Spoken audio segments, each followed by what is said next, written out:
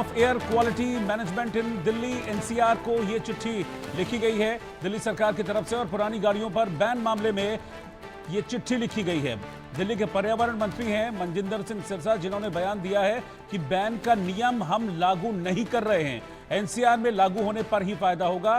पड़ोसी राज्यों में भी ये नियम लागू होने चाहिए। वाहन उम्र नहीं प्रदूषण देखकर बैन होने चाहिए। इस वक्त की ब्रेकिंग न्यूज, बड़ी खबर मैं आपको बता रहा हूं। तो सीएक्यूएम को यह चिट्ठी लिखी गई है दिल्ली सरकार की तरफ से और दिल्ली के पर्यावरण मंत्री हैं मनजिंदर सिंह सिरसा। उन्होंने साफ तौर पर कहा है कि प्रदूषण देखकर बैन होना चाहिए, यानी कि फिटनेस गाड़ी की क्या है उसको देखकर बैन किया जाना है, नहीं किया जाना, इस पर फैसला होना चाहिए।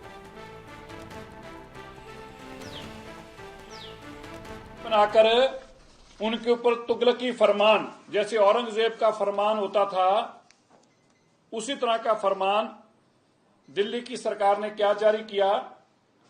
The enforcement agency should conduct continuous enforcement drives for phasing out end of lifeless from public places of Delhi and should send daily report.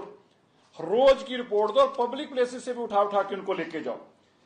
The end of vehicles found playing on parked in public places will be impounded, seized by enforcement agency and shall be handed over to the for seizure memo।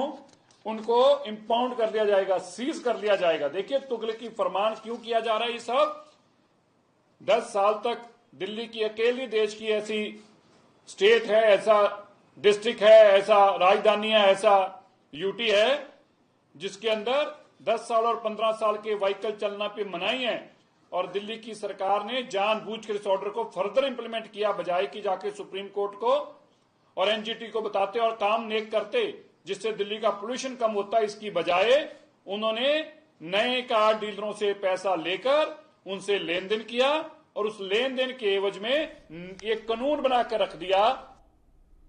मनोहर केसरी हमारे संवाददाता इस वक्त साथ में जुड़ रहे हैं। मनोहर, बहुत सारी पब्लिक वॉइसेस थी जो इसके अगेंस्ट में थी और उनका भी यही कहना था कि भाई फिटनेस देख के ये फैसला लिया जाना चाहिए कि वाहन को आपको स्क्रैप कराना है या उसको सड़क पर चलने देना है। एक गाड़ी है जो 10 साल में 50,000 चलती है, एक गाड़ी है जो 20,000 चलती है, दोनों के लिए एक जैसा ट्रीटमेंट क्यों? अब यही बात दिल्ली सरकार की तरफ से भी कही जा रही है।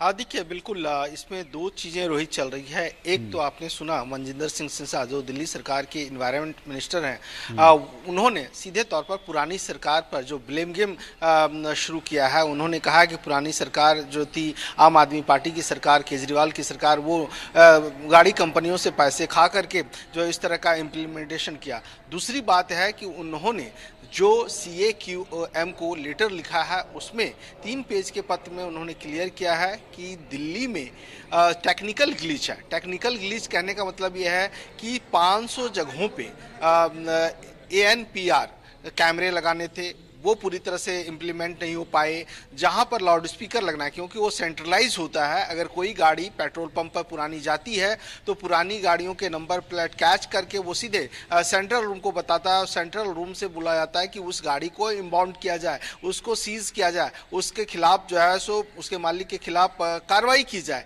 लेकिन मनजिंदर सिंह सिरसा ने जो लेटर लिखा है उस लेटर में साफ तौर पर लिखा गया है कि ना कैमरे प्रॉपर ढंग से लगाए गए हैं, ना ही लाउड स्पीकर काम कर रहा है, न ही एजेंसियां एक दूसरे के साथ कोऑर्डिनेट कर पा रही है। साथ ही साथ उन्होंने दिल्ली एनसीआर की भी बात की है, गुड़गांव की बात की है, फरीदाबाद की बात की है, नोएडा की बात की है। उन्होंने कहा है कि इसे लेकर के जब नवंबर में एनसीआर में लागू होगा तो हम दिल्ली में लागू करेंगे। और अब ये गेंद जो है सीएक्यूएम के पाले में है कि वो क्या डिसीजन लेता है। हालांकि दिल्ली सरकार की ओर से उन लोगों को राहत है, लेकिन फाइनल राहत जो है वहां से मिलनी है।